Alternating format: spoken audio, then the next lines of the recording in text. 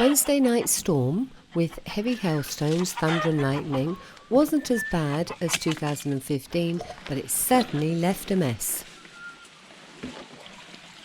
Right on my doorstep I discovered a new canyon that hadn't been there the night before, and lots of debris on my way into town.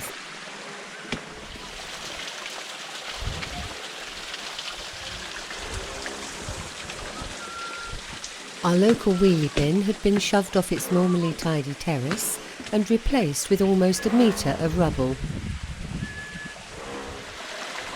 Seeing so much stone and mud in all the wrong places made me wonder what on earth it was going to be like when I reached the port. And seeing all of the rock that must have bounced right past my window during the night made me realise that my hearing must be worse because I didn't hear a thing.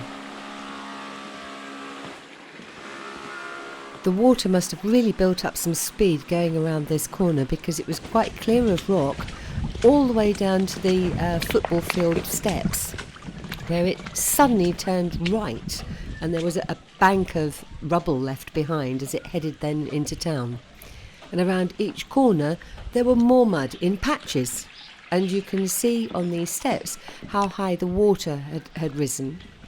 Manor, they were okay, they had their protection up, they still had some water in the restaurant, and Thanassi resorted to the time-honoured method of using cardboard boxes.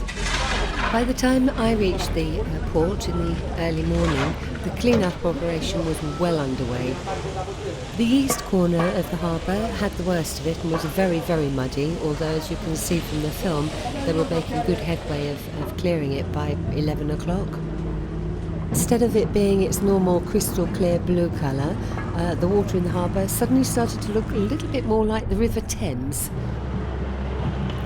Thank goodness the stones on the harbour had been relaid so levelly during the spring, because the tractor really could make quick headway clearing up the heavy stuff. Water continued to gush down Mulia Street well after the rain had stopped and had the virtue of clearing some of the mud. And people did have a bit of flooding, but no one was hurt and no animals were hurt. It was so impressive to see so many in action for the clean-up operation.